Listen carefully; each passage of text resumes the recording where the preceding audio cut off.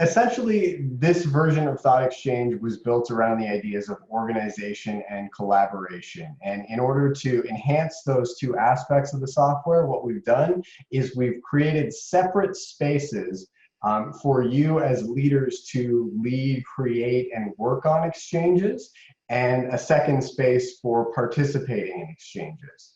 So as leaders now, when you log in at my.thoughtexchange.com to create or manage your exchanges, you'll be brought directly into what we're calling your lead view.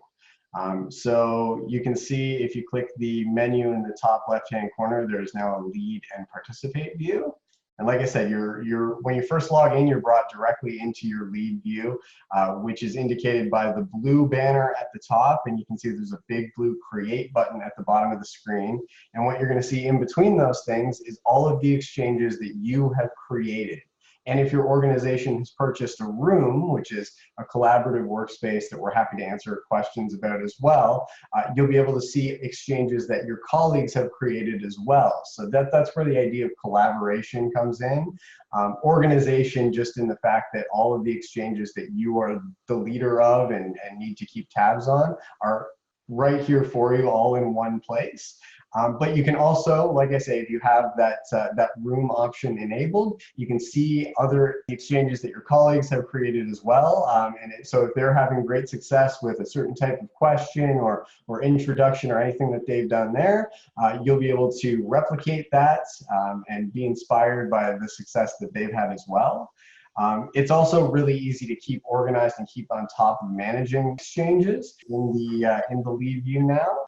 And you can do that by clicking the three dots in the top right-hand corner of any of these exchanges. And what you can do is you can hop into your manage view. You can choose to participate in your exchange. You can delete an exchange that hasn't had any participation yet, or you can actually switch the leader of an exchange to another leader in your room if you have that shared workspace enabled as well. So for example, if I'm in here and I'm taking a look, we can see there's one exchange that I've created and it indicates that I'm the exchange leader for that.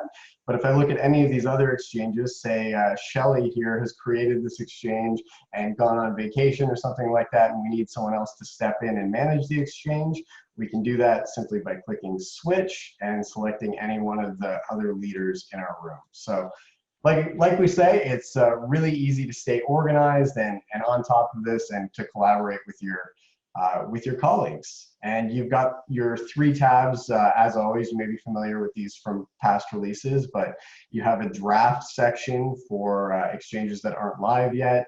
All of your currently active exchanges will obviously live in your active tab, and anything that has closed will be here in your complete tab. And that's basically all there is to it in terms of the lead view. So now I will click that menu in the top left-hand corner again and switch over to participate just to show you what that looks like.